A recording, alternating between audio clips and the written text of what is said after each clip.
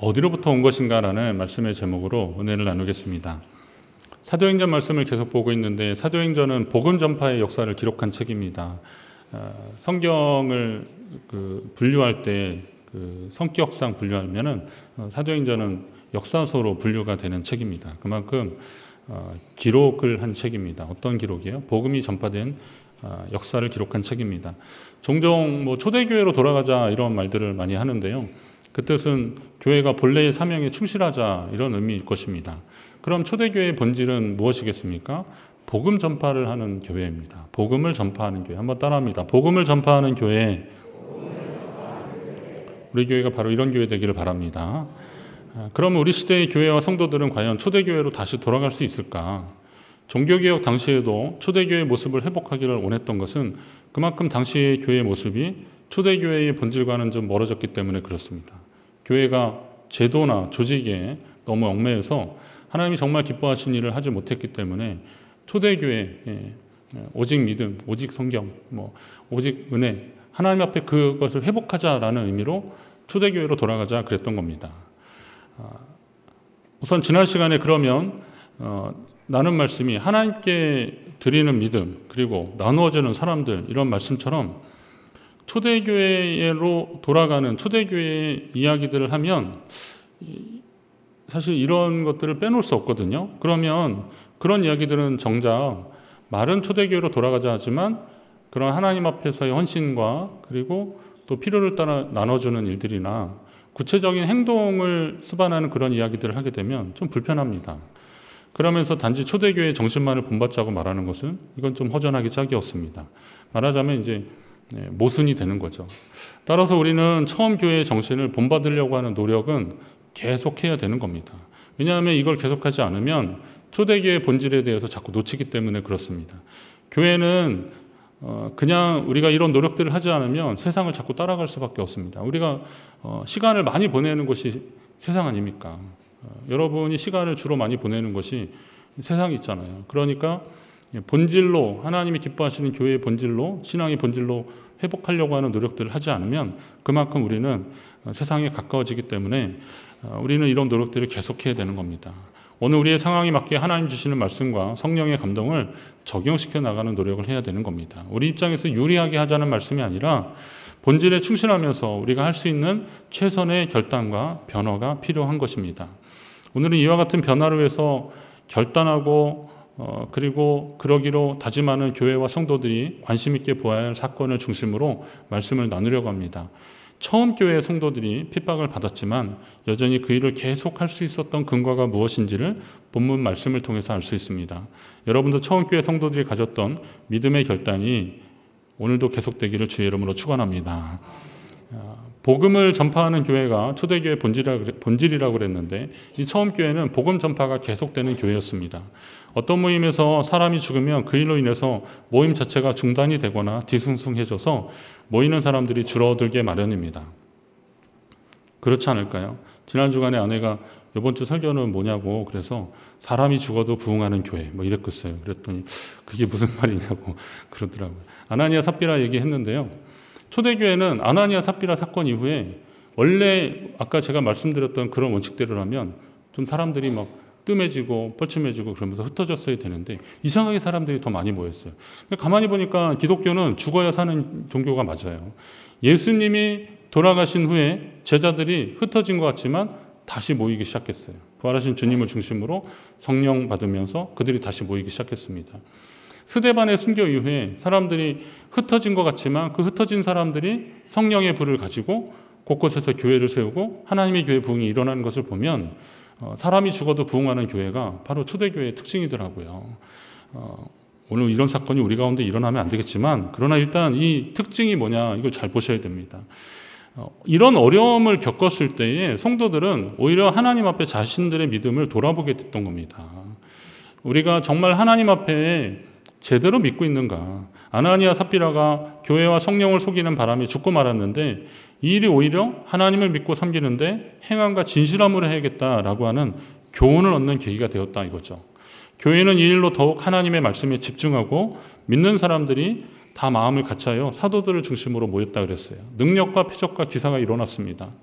그러면 믿고 주님께 나오는 자가 더 많아지는 그 현장을 그들은 보게 되었던 겁니다. 자, 표적과 기사는 이미 예수님 때도 있었습니다. 많은 사람들이 예수님께 그 표적과 기사를 보고 몰려왔습니다. 하루는 예수님이 변화산에 다녀오시는 사이에 그 산 밑에 있었던 제자들에게 어떤 귀신 들린 아이를 데리고 어떤 아버지가 막 데려왔죠. 얘 좀 쫓아달라고. 귀신 좀 쫓아달라고. 이것 좀 해결해 달라고 왔는데 아마 기도도 하고 별거 다인 것 같아요. 그러나 그들은 어쩔 줄 몰랐던 겁니다. 그 어쩔 줄 모르고 있는 사이에 예수님이 오시니까 아버지가 막 달려와서 예수님께 그러는 거예요. 주님, 무엇을 하실 수 있거든 우리를 불쌍히 여기사 도와주옵소서. 막 그럽니다. 그랬더니 예수님이 할 수 있거든이 무슨 말이냐? 믿는 자에게는 능치 못할 일이 없다. 그러면서 그 귀신을 꾸짖어서 명령하시면서 쫓아내십니다. 자, 이렇게 문제가 해결되는 것 같은데 그때 제자들이 예수님께 거기 그 마가복음 9장 28절 표현하면 조용히 물었어요. 조용히. 창피한 거잖아요. 자기들이 할 때는 아무 일 없었는데 예수님이 하시니까 귀신이 쫓겨가는 거잖아요. 그러니까 예수님께 와서 뭐라 그러냐면 어찌하여 능히 귀신을 쫓아내지 못했습니까? 우리들은 어찌하여 능히 귀신을 쫓아내지 못한 건가요? 이 말도 사람들 많은 데서 물어본 게 아니라 조용히 와서 물었어요. 자, 그러면 오늘 제자들 사도행전에 나오는 표적과 기사 능력이 나타나는 이 제자들과 지금 복음서의 이 제자들은 같은 인물들이잖아요. 그런데 무슨 차이가 있는 걸까요? 무슨 차이가 있어서 그때는 우리는 왜 이런 걸 못할까 막 이렇게 마음 가졌는데 오늘 이런 능력이 나타나는 겁니까? 보니까 예수님이 말씀하신 게 맞더라고요. 기도하라는 거예요. 기도하고 그리고 말씀으로 그리고 성령 충만하니까 거기에 하나님의 권능이 나타나는 거죠. 오직 기도하고 성령 충만하여서 하나님의 권능에 사로잡히니까 그 일들이 나타난 겁니다. 그러면 차이가 뭐냐면 그건 성령 충만이라는 거죠. 그들이 기도하며 하나님의 은혜를 사모했고 하나님이 성령을 충만하게 하시니까 그들은 담대해져서 귀신을 향해서 명령하는 사람들이 되었던 겁니다. 이게 하나님의 역사죠. 성전 미문 앞에 앉아있던 사람에게도 예수의 이름으로 일어나라 그들은 명령하기 시작했습니다. 이게 그냥 하는 말이 아니라 성령 충만하니까 하는 말들이었습니다. 하나님이 주시는 감동대로 행했더니 표적과 기사가 일어났고 사람들이 모여들었고 그 틈에 다시 또 복음을 전하고 사람들이 회개하고 주님을 영접하게 됐고 그러면서 또 다시 기도하고 말씀 보고 말씀을 듣고 순종하며 또 하나님 뜻대로 살았더니 또 다시 성령의 역사가 일어나고 이런 선순환이 초대교회에 계속 일어났던 겁니다. 여러분이 오직 기도와 말씀에 힘쓸 때 성령으로 충만한 삶을 살 때 하나님이 역사하실 줄로 믿습니다. 여러분 그런 삶을 한번 사모하십시오. 그리고 이미 하나님이 우리에게 그런 은혜를 경험하게 하셨어요. 오늘 우리는 이 은혜를 사그러지지 않게 해야 됩니다. 이것을 계속 이어가야 되는 거죠. 자, 그런데 명심할 것은 예수님이 제자들을 발을 씻어주신 후에 그들에게 하신 말씀이 있어요. 내가 너희에게 행한 것 같이 너희도 행하게 하려고 이런 본을 보였다. 선생된 내가 제자들의 발을 씻어준 것은 너희도 세상에서 이렇게 하라고 하는 것이다. 이건 뭐예요? 섬김의 본을 보여야 한다는 거죠.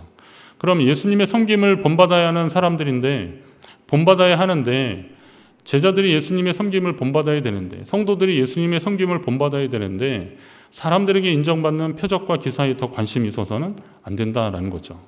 그러니까 주님을 따른다는 것은 주님이 사람들로부터 받으신 관심과 사랑이 아니라 하나님의 뜻에 순종하며 섬김의 본을 보이셨던 그렇게 사셨던 그 모습을 우리는 본받아야 하는 겁니다. 오늘날 교회가 세상에 관심받는 일이 아니라 주님을 닮아가는 일에 더욱 힘써야 될 때 더 힘쓸 때 하나님이 역사하실 줄로 믿습니다. 세상에 관심받는 일은 잠깐 할 수 있습니다. 그러나 그 일은 지나가면 그만이잖아요. 그러나 하나님이 기뻐하시는 일이 무엇인가를 하고 그 일을 위해서 힘쓸 때 주님을 닮아가는 일을 위해서 힘쓸 때 하나님이 역사하신다는 거죠. 근데 주님이 기뻐하시는 일들, 주님을 닮아가는 일들, 주님이 원하시는 일들을 할 때 그때 다가오는 게 있습니다. 그때 찾아오는 게 있어요. 그게 뭐예요? 핍박, 고난, 박해 뭐 이런 표현들입니다. 결국은 제자들도 그것을 직면하게 되었습니다. 자, 병든 자들이 고침을 받았어요. 그러면 기뻐하고 축하하고 하나님께 영광 돌려야 되는 일 아니겠습니까? 그런데 이 일을 못마땅해서 사도들을 잡아다 옥에 가둔 사람들이 있었습니다. 대제사장과 원로들이었는데 이 사람들은 이전에도 38년 된 병자가 고침을 받았는데 그가 자기 들 것을 들고 가는데 야, 너 그거 뭐야? 그런 거죠. 안식일에 왜 그런 거 들고 다녀? 그러니까 이런 자초지종을 설명했을 거 아니에요? 그때 안식일에 또 병도 고쳤어? 그러면서 그 사람뿐만이 아니라 그날 병을 고쳤던 예수님을 주목해서 그를 공격하기 시작합니다. 자, 이게 그 사람들이었던 거죠. 같은 사람들이었어요. 그러니까 그런 사람들이었으니 제자들이 복음을 전하고 표적과 기사가 나타나고 하나님이 역사하시는 것이 보여지니까 그들은 불편했던 겁니다. 그래서 제자들을 불러서 더 이상 예수의 이름으로 말하지도 말고 가르치지도 말라 그렇게 경고했던 겁니다. 그런데 제자들이 아랑곳하고 하나님의 말씀을 전하고 복음을 전하기 시작했습니다. 이후에 더 많은 표적과 기사가 일어나고 사람들이 모여들었으니 그 대제사장을 비롯한 이런 사람들이 불편한 거죠. 그래서 제자들을 옥에 가두게 되었습니다. 그런데 하나님은 천사를 보내셔서 하나님의 권능으로 옥문을 여셨어요. 그리고 그들에게 명령하십니다. 가서 성전에 서서 이 생명의 말씀을 다 백성에게 말하라. 이게 아멘, 굉장히 은혜로운 현장인 것 같은데요. 저는 말씀을 묵상하면서 아니 하나님 어쩌시라고 이러시나 이런 생각이 들었어요. 이건 뭐냐면 이 사람들이 복음을 전하다가 옥에 갇힌 사람들이잖아요. 그 옥문이 열렸어요. 나왔어요. 근데 이 사람들한테 또 성전에 가서 복음을 전하라는 거예요. 그거 뭐예요? 죽으라는 거예요. 아니 복음을 전하다가 옥에 갇힌 사람, 핍박당하고 있는 사람들인데 이 사람들이 풀려나자마자 또 다시 듣는 하나님의 말씀은 뭐예요? 가서 또 성전에 가서 복음을 전하라. 아니 이전보다 더 심한 박해나 순교를 당할 수도 있을 텐데 계속 복음을 전하라고 하시면 이거 좀 너무하신 거 아닌가. 만약에 복음 전파를 멈추지 말라고 하시려면 대제사장을 비롯한 유대인들 이 지도자들을 좀 심판하시거나 해야 되는데 여전히 기세등등한 그 사람들이 그냥 있는데도 불구하고 이 위험한 일을 계속 하시는 하나님의 뜻은 과연 무엇이겠습니까? 오늘 우리가 주를 믿는다는 이유 때문에 어려움 당하는 경우들이 있습니다. 손해볼 때도 있고 또 억울한 일 당할 수 있는데 예수 믿는다는 이유 때문에 우리가 또 참아내야 될 때가 있고요. 또 믿음의 원칙을 지키려고 하다 보니까 이런저런 이야기를 많이 들어서 어려움 당하는 경우도 있습니다. 우리나라의 복음 때문에 예수 신앙 때문에 순교하는 상황은 아니겠지만 그러나 순교의 각오가 아니면 견디기 어려운 그런 일들도 참 많이 있다 이거죠. 자, 이럴 때에 세상은 변함이 없는데 왜 자꾸 우리는 성령이 감동을 주시는 걸까요? 왜 그렇게 하는 걸까요? 결국 우리를 죽으라 그러는 건데 아까 말씀드렸듯이 이 죽어야 부흥하는 것이, 죽어야 다시 사는 것이 하나님의 원리라서 그러신 것이 아닐까. 자, 이 위험한 일을 계속하라고 하시는 하나님의 뜻은 과연 무엇일까? 히브리서 11장 후반절에 보면 조롱과 채찍, 결박과 옥에 갇히는 시련에도 믿음을 포기하지 않고 복음 전하는 일을 계속했던 사람들, 이 믿음 생활을 포기하지 않았던 사람들을 가리켜 별명처럼 말하는데 이런 사람들은 세상이 감당하지 못하는 사람들이다 그랬어요. 믿음의 사람들, 어떤 방법으로 박해하고 고문하고 그러니까 톱으로 켜고 막 그렇게 했는데도 그들이 예수님을 부인하지 않았다는 거예요. 자, 이런 사람들은 다시 말해서 세상이 감당하지 못하는 사람들. 그들이 왜 그렇게 했을까요? 왜 그렇게 주님을 포기하지 않았고 부인하지 않았을까요? 그들은 복음의 가치가 세상적인 그 어떤 가치보다 더 귀하다는 것을 알았기 때문에 그렇습니다. 그들은 생명이 주님께 있음을 알았어요. 이 땅에서 우리의 삶도 중요하지만 이 생명이 하나님께 있음을 알고 그 주님으로 말미암아 더불어 사는 삶을 선택한 거죠. 오늘 제자들도 그 일을 멈출 수 없었습니다. 왜요?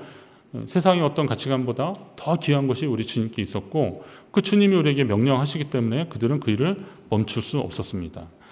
고난과 핍박은 하나님의 사람들을 더 강하게 만들더라고요. 단련시키게 됩니다. 여러분 그렇지 않습니까? 어떤 어려운 문제를 이렇게 경험하면서 그런 속에서 믿음 포기하지 않고 기도하고 그러는 가운데 이게 해결되고 승리하면요. 다음에는 더 담대해지고 그렇잖아요. 더 기도하고 그렇잖아요. 주변에 막 사람들한테 기도해달라고 하고 기도 부탁도 하고 막 그러는 겁니다. 자, 그러면서 더 든든히 서가면 이런 사람들의 모습에 쪼는 사람들이 있어요. 그 뭐냐면 대적하는 사람들. 이런 사람들에게는 이게 상대적으로 위협이 되는 거죠. 이 정도 겁을 주고 이 정도 핍박하면 좀 포기할 만도 한데 그 일을 계속하고 이전보다 더 든든히 하는데 기쁨으로 그 일을 하고 있어요. 이게 어떻게 된 일일까? 여기 뭐가 있는 게 아닐까?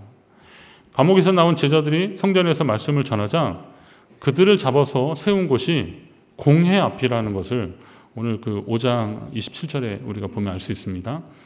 공회는 어떤 곳이냐면 유대인들의 최고 의결 기관인데요. 우리로 말하면 이제 뭐 국회 같은 그런 거죠. 근데 여기는 바리새인이나 대제사장, 뭐 사두개인도 있었을 거예요. 정황적으로 봤을 때. 근데 아무튼 율법에 정통하고 그리고 사회에 지도급이 있는 사람들, 이런 사람들이 모인 곳입니다. 뭐 랍비들도 있었고, 저명한 랍비들도 있었고, 막 그런 겁니다.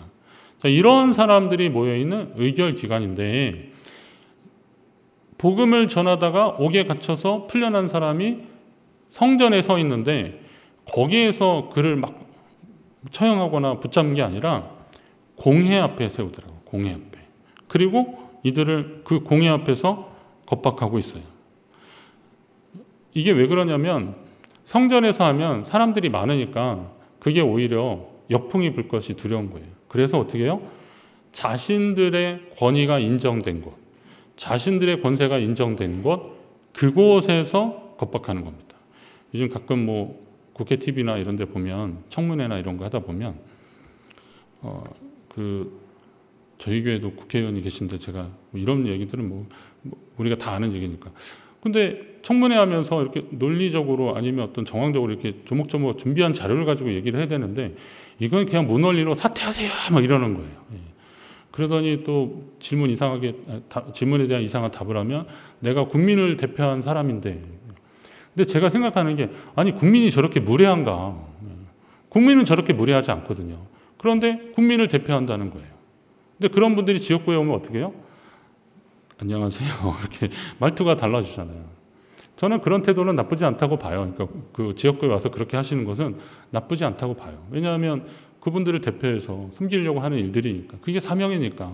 그런데 그런 자리에 가서 만약에 그렇게 호통치고 사퇴하라 그러면 그게 어떤 국민이 그런 권한을 위임한 겁니까?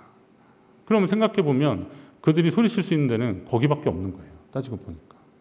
그래서는 안 되는 거죠. 아니, 그거를 우리는 그냥 규정사실로 받자는 게 아니에요. 그러면 안 된다는 거예요. 그들이 정말 소신을 가지고 최선을 다할 장소가 거기밖에 없겠습니까? 저는 그런데 이런 걸 보면서 교회는 혹시 어떤가 그런 생각이 드는 거죠. 우리가 하나님 앞에 구원받은 백성으로 주의 자녀로 섰는데 우리는 교회 안에서만 안주하고 있지 않는가. 가끔 총회나 이런 데 가보면 의장 그러면서 나와가지고 원래 그 발언은 5분을 넘기면 안 되는데 그거를 뭐 몇 번씩 사용하시면서 그렇게 막 하는 분들이 있어요. 예. 뭐 하면 뒤에서 그래, 저 또 나왔다 막 그럽니다. 그러면서 그냥 막 큰 소리 치는 거예요. 근데 논리도 안 맞고 뭐 자기 그 특정한 어떤 의도를 가지고 그렇게 막 하는 거예요. 예. 좀 안타깝더라고요. 예. 저는 교회 안에서 정말 우리가 추구해야 되는 것이 무엇인지를 좀 바로 알아야 됩니다. 세상을 향해 나아갈 복음을 들고 교회 안에서만 큰 소리 치면 되겠습니까? 하나님이 우리에게 주시는 하나님의 자녀로서의 권세를 이 땅 가운데 행하면서 복음을 전하는 도구로 사용하면서 그 권능을 사용해야 되는데 교회 안에서 큰 소리 치는 거예요. 세상을 변화시킬 능력을 주님으로부터 받았는데 그 에너지를 세상이 아닌 신앙 공동체 안에서 허비하느라 진이 빠지고 발목을 잡히고 그런 겁니다. 그렇게 해서 어떻게 세상을 변화시킬 수 있겠습니까? 반대와 핍박 앞에서도 제자들이 당당할 수 있었던 이유는 그로 인해서 생명이 살아났기 때문에 그래요. 우리가 이 일의 증인이라 그러거든요. 다른 거 볼 거 없어요. 내가 그랬다는 거예요. 내가 하나님이 예수 그리스도를 살리셨고 그리고 그로 인해서 생명을 얻게 하는데 그 일의 증인이 바로 나다라고 담대하게 말하기 시작합니다. 오늘 우리 자신을 보십시오. 여러분에게 생명이 있는지, 예수 그리스도로 인한 생명이 있는지, 그 생명이 나를 살리고 또 아직도 복음을 듣지 못한 사람을 살릴 수 있는 것이라면 우리 당연히 이 생명의 소식을 전해야 되는 거 아닙니까? 그 생명을 전하라고 하나님이 자녀된 권세를 주셨고 필요한 권능을 주셨는데, 근데 이것을 꼭 필요한 것에 사용되어지는데 엉뚱한 것에 사용해서야 되겠냐 이거죠. 오늘 우리 교회 안에 일어나는 많은 일들이 정말 생명을 살리는 일이 되기를 주의 이름으로 축원합니다. 하나님 기뻐하시는 일들이 되기를 간절히 바랍니다. 제가 인천 사람이잖아요. 가끔 물어보세요. 어디서 오셨어요? 그래서 집에서 왔습니다. 그랬더니 그거 말고 그래서 어디 출신이냐고 그래서 제가 인천입니다. 그랬더니 어떤 분은 예 그러시는 분이 있어요. 근데 어떤 분은 인천 어디요? 막 그러는 분이 있어요. 그분은 누구예요? 10중 8구 그 사람은 누구예요? 인천 사람이에요. 그러니까 뭐 송림동, 숭이동, 뭐 창녕동, 뭐 저쪽 새로 생긴 요즘 이제 핫한 뭐 송도 막 송도 출신이란 분은 거의 못 봤어요. 옛날에 송도는 거의 그냥 바다였기 때문에. 그런데 일단 보통 송림동, 숭이동, 창녕동 막 그러면 자기가 그때 거기 있었다. 관심사가 있는 거죠. 이건 뭐냐면 공통 분모가 있는 겁니다. 자, 여러분이 하고 있는 일이 과연 의미 있고 무언가를 향해서 확실히 가고 있는 게 맞는가라고 하는 그런 생각이 들 때 있지 않습니까? 오늘 우리가 하고 있는 이 일은 어디서부터 온 것입니까? 이제 우리는 하나님의 부르심 앞에 더욱 두렵고 떨리는 심정으로 서야 됩니다. 이제 주님 오실 때가 다가왔고 그리고 마지막 때에 하나님은 끝까지 생명의 복음을 전하는 교회와 성도들을 부르시기 때문입니다. 사도행전의 제자들은 자신들을 부르신 하나님 뜻이 무엇인지를 잘 알았습니다. 그래서 그들은 복음이 전해질 틈만 있으면 언제든지 예수 그리스도의 복음을 전했습니다. 오늘도 이 공회 앞에 섰는데 사람보다 하나님께 순종하는 것이 마땅하니라 라고 하면서 너희가 나무에 달아 죽인 예수를 우리 조상의 하나님이 살리시고 그리고 그를 오른손으로 높이사 임금과 구주로 삼으셨다. 우리의 죄사함을 위해서. 그러니까 다시 말해서 너희가 죽인 그 나사렛 예수가 그리스도시다. 하나님이 그를 살리셔서 그리스도가 되게 하셨다. 우리를 위한 메시아로 삼아주셨다. 이런 이야기를 하는 겁니다. 이게 공회 앞인데 그 큰 소리 치고 있는 사람들 앞에 더 담대하게 이야기하거든요. 제가 어느 목사님 설교를 보면서 보니까 그런 아이디어를 주시더라고요. 여러분을 반대하고 핍박하는 사람들 앞에서 복음을 전하라는 거예요. 여러분을 반대하는 사람 앞에서 복음을 전하라는 겁니다. 그러고 보니까 제가 예전에 어느 집사님이 남편이 술을 너무 많이 마셔서 목사님 우리 남편이 술 좀 끊게 해주세요. 그 기도를 해달라는 겁니다. 제가 그런 기도는 뭐 해드릴 수 있죠. 그런데 제가 그분께 다시 얘기를 했어요. 집사님 남편이 술을 끊는 것도 중요한데요. 남편이 예수님을 만나게 해달라고 기도하시라고 그랬어요. 남편이 예수님을 만나면 술이 문제겠습니까? 삶이 변화되는데. 근데 우리는 그냥 문제에만 집착한 나머지, 뭐 집착이라는 표현은 좀 그렇지만 하여튼 문제에만 너무 집중한 나머지 더 큰 해결책을 우리는 보지 못하는 거죠. 아니 나를 핍박하고 나를 반대하고 나를 헐뜯고 욕하고 그런 사람들한테 그거 멈춰 그러면 그 사람이 멈춰지겠습니까? 스톱 그런다고 스톱 되겠어요? 그렇지 않더라고요. 그를 위해서 기도해야 되는 게 이런 거죠. 당신도 나와 같이 되기를 원합니다. 복음을 전하는 거죠. 이게 좀 무모하고 의미 없는 일이 같지만 그러나 스데반의 순교 현장에서 그들을 용서해달라고 하나님 앞에 빌고 그 죽음의 현장에서도 얼굴이 빛났던 그 스데반을 보면서 바울 같은 사람은 사울이었던 청년은 이게 뭐지? 라고 생각한 거고 그가 예수님을 만나면서 그 순교자의 삶에 대해서 다시 한번 생각이 났겠죠. 이게 하나님이 하시는 방법 아니겠습니까? 오늘 우리가 그들을 위해서 기도하고 그들에게 복음을 전해야 되는 이유가 바로 이거 아니겠습니까? 자, 핵심을 찌르는 말씀을 선포하고 있습니다. 그들을 곤란하게 하려고 그러는 게 아니에요. 이 절박한 순간에서도 이들이 마지막까지 이야기하고 있는 이것이 무엇인지를 그들은 알려주고 싶어서 그렇게 선포하는 겁니다. 대제사장과 유대교 지도자들이 가장 듣기 싫어하는 말, 알고는 많이 들어서 내용이 뭔지는 알고 있지만 인정하기 싫은 말, 이런 말들을 망설이지 않고 전하고 있는 겁니다. 과연 이런 용기가 어디서 나오는 걸까요? 아까 말씀드린 대로 사람들은 보통 자신이 하고 있는 일이 그만한 가치가 있는 일인지를 좀 확인하고 싶어 할 때가 있습니다. 여러분 만약에 뭐 어디 가서 무슨 일을 계속 할 때 이 일이 이게 뭐 어떤 의미가 있을까? 내가 그냥 일당이나 잘 받으려고 월급이나 받으려고 하는 것보다 이렇게 하는 일들이 혹시나 있을 수 있습니다.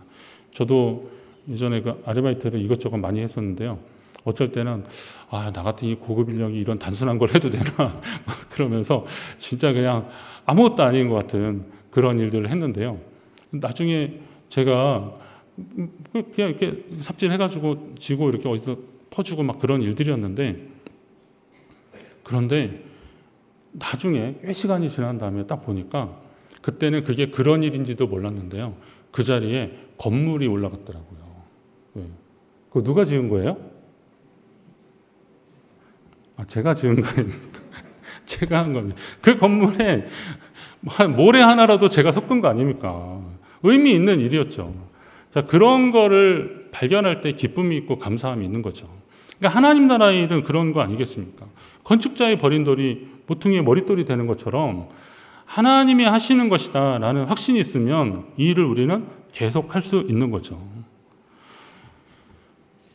그래서 이 일이 어디서부터 왔는지를 확인하는 것은 굉장히 중요한 건데, 제자들뿐만이 아니라 그들을 박해하고 반대하는 사람들에게도 이런 궁금증이 있었던 거죠. 그래서 이제 이 사람들이 그 반대하면서 그랬을 때 이 제자들이 당신들이 죽인 그 예수를 하나님이 우리의 구주가 되셨다, 되게 하셨다, 그를 믿으라라는 거죠. 그랬더니 더 화가 나서 그를 막 죽이려고 했습니다. 그런데 이때 그 공회원 중에서 가말리엘이라고 하는 사람이, 이 사람은 아주 존경받는 랍비였습니다.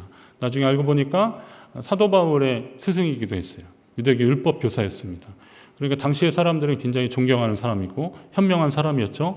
이 사람이 이전에 있었던 사건들을 바탕으로 지금 이 일을 해석해 주는데, 뭐냐면 이전에 뭐 드다라는 사람도 있었고 유다라는 사람도 있었고 그랬는데, 드다는 죽었고 유다는 도망가고 그랬는데, 그러다 보니까 그를 따르던 수백 명의 사람들, 그 수많은 사람들이 다 없어지지 않았냐. 그러니 만약에 이 나사렛 예수란 자의 사상과 행동이 사람으로부터 난 거면 드다나 유다가 그랬던 것처럼 이거 흔적도 없이 사라질 거다.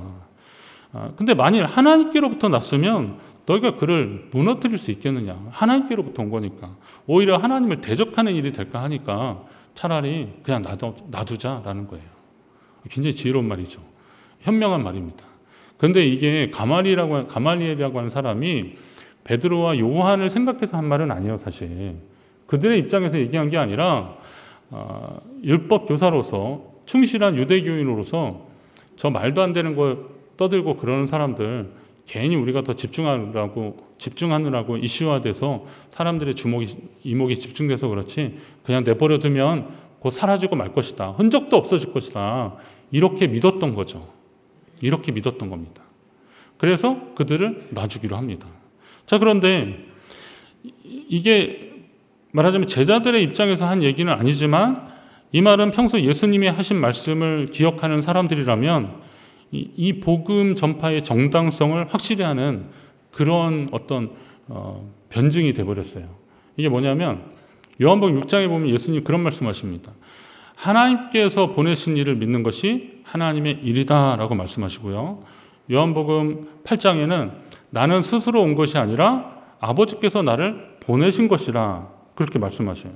그리고 요한복음 17장에 보면 영생은 곧 유일하신 참 하나님과 그가 보내신 자 예수 그리스도를 아는 것이다, 이렇게 말씀하고 있어요. 그러니까 우리가 영생을 얻는 것은, 구원을 얻는 것은 예수 그리스도를 통했는데, 예수 그리스도는 하나님이 보내주셨다 이거예요. 그러니까 하나님이 보내신 일을 믿는 것이 하나님의 일이라는 거예요. 예수님이 완벽하게 이런 말씀들을 하셨어요. 그러니까 예수를 믿는다는 것은 그분을 보내신 하나님을 믿는 일이다. 그러니 오늘 우리 믿음의 시작은 어디서부터 온 거예요? 하나님께로부터 왔다 이거죠. 예수 그리스도 그분도 하나님께로 왔고, 그분을 통해서 구원을 얻는 이 믿음도 하나님께로부터 왔다. 이게 바로 박해와 죽음의 위협 앞에서도 제자들이 담대했던 이유인 겁니다. 오늘 하나님이 예수 그리스도를 통해서 주시는 영원한 생명의 약속이 이곳에 있었기 때문에 그들은 구원의 진리를 의심하지 않았고, 그리고 그것을 전하라고 하는 하나님께로부터 온 명령을 그들은 생명을 거는 위협을 앞에서도 망설이지 않고 그들은 전할 수 있었던 겁니다. 왜냐하면 이것이 하나님의 뜻이기 때문에 그렇습니다. 예수님의 말씀을 전하실 때 대제사장과 백성의 장로들이 내가 무슨 권위로 이런 일을 하느냐라고 그렇게 묻습니다. 이거는 세례 요한이 그럴 때도 했고, 하여튼 뭐 제자들한테도 너희가 무슨 권세로 이런 일을 하느냐라고 그랬는데요. 이렇게 묻습니다. 이 사람들은 우리가 너희에게 이런 영적 권위를 부여하지 않았다. 이건 그 영적 권위는 하나님이 주시는 건데 종교적 제도화에서 자기들이 주는 거냐.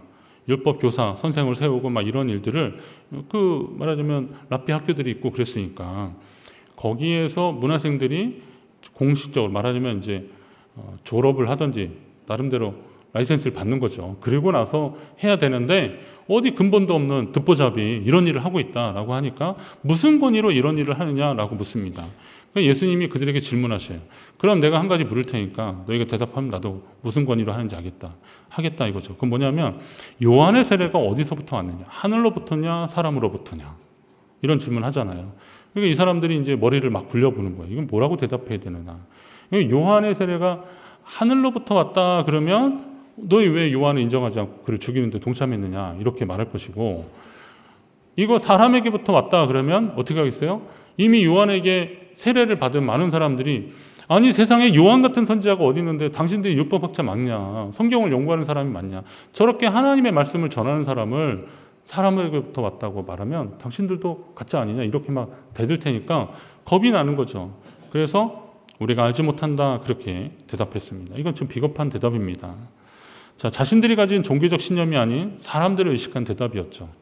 근데 오늘 우리가 이 땅을 살아가면서 혹시 그렇게 살고 있지 않습니까? 나는 내가 믿는 게 확실한데 세상에 나가보니까 자꾸 이것저것 충돌하는 게 많고 대립하는 게 많아요. 그러다 보니까 그냥 편하게 믿지. 그냥 거기서는 그냥 예예하다가 여기 와서 다시 주여하는 그런 믿음 가지고 어떻게 우리가 세상을 변화시킬 수 있냐 이거죠. 저는 성도들이 좀 세상 앞에서 좀 더 당당했으면 좋겠어요. 그렇다고 아까 말한 대로 무례하거나 오만하거나 저는 이런 말씀을 드리는 게 절대 아니잖아요. 우리가 있는 믿음이 하나님께로부터 온 것이 맞으니까 말씀대로 한번 살아보는 거예요. 고지고대로라도 한번 살아보는 거죠. 그렇게 살려고 애쓰는 거죠. 왜요? 하나님이 약속하신 거니까. 이건 하나님께로부터 온 것이니까. 주의를 지키려고 한번 노력해보고, 그리고 말씀대로 한번 살아보려고 하고, 그러면서 그런 최선의 노력을 다할 때 하나님이 우리가 어떤 기준으로 살아가는지를 하나님은 보시는 겁니다. 오늘 제자들은 사람이 아니라 세상을 의식하는 사람들이 아니라 하나님을 경외하는 사람들, 하나님을 믿는 사람들이었어요. 그래서 사람보다 하나님께 순종하는 것이 마땅하도다라고 사람들에게 공의 앞에서 선포했습니다. 풀려난 사도들은 예수 그리스도를 위해서 박해받는 자가 된 것을 기뻐하고 영광스럽게 여기며 공의 앞을 나갔다라고 했는데요. 저는 이 대목도 잘 읽으면서 그들은 자기들이 옥에 갇혔다가 풀려난 것을 기뻐한 게 아니에요. 옥에 갇혔다가 자유의 몸이 된 걸 기뻐한 게 아니라 내가 예수 그리스도의 이름으로 살다가 그 복음을 전하다가 핍박받기에 합당한 자가 된 거. 말하자면 저들이 너 예수쟁이구나 라고 낙인 찍은 거를, 그런 낙인 받은 거를 기뻐했다는 거예요. 하나님께 영광 돌렸다는 거예요. 이게 오늘 우리가 쉽게 만나기 어려운 일일 수도 있어요. 어떤 사람이 조롱할 수 있어요. 너는 예수쟁이라서 그러냐? 라고 할 수 있어요. 조롱이 섞인 말을 할 수 있어요. 어떤 분이 그랬대요. 야, 너는 예수 믿는 게 그러냐? 그러면서 막 뭐라 그랬대요. 그래가지고 참다 그랬대. 야, 너 내가 예수 안 믿었으면 넌 벌써 죽었어. 이랬대. 이렇게 한 방을 날렸대. 근데 그럴 수도 있겠지만 여러분이 예수쟁이라고 낙인 찍는 거에 대해서, 낙인시키는 거에 대해서 영광스럽게 여기십시오. 그게 얼마나 좋습니까? 얼마나 좋습니까? 이불 가게에 이불 사러 갔는데 아내하고 저하고 이런 얘기를 하는 걸 듣더니 사장님이 혹시 목사님이세요? 그러더라고요. 그래서 왜? 어떻게 하셨어요? 제가 근데 30대 초반이었거든요, 옛날에. 그때 목사님 같대요. 그래서 아니 제가 옷도 뭐 그냥 편한 옷 입고 갔는데 그래서 어떻게 그렇게 생각하셨어요? 그랬더니 이렇게 젊은 양반들이 부인하고 남편끼리 그러세요 저러세요 이런 거는 목사님밖에 없다는 거예요. 그래서 말에서 티가 났구나. 근데 제가 집에 돌아오면서 물건을 하나도 못 깎았어요. 저는 시장에 가서 뭐 좀 깎아달라고 그러는데 안 되더라고요. 그럴 수가 없더라고요, 차마. 그러면서 돌아오면서 그런 생각이 있어요. 말 한마디만 잘해도 당신 예수 믿는 사람이냐라는 말을 듣는구나. 그런 거잖아요. 말씀 준비하면서 그런 생각이 나더라고요. 오늘 우리의 삶에 있어서 기준이 무엇입니까? 여러분의 믿음과 삶의 기준이 무엇이고 어디로부터 온 것입니까? 우리는 하나님께로부터 온 것을 받은 사람들입니다. 거룩하고 복된 하나님 백성의 삶이 얼마나 귀한지 여러분 이미 아시잖아요. 그 삶을 하나님이 응원하고 계십니다. 변함없이 그 길 가시기를, 그 복음 전하는 삶 사시기를 주의 이름으로 축원합니다.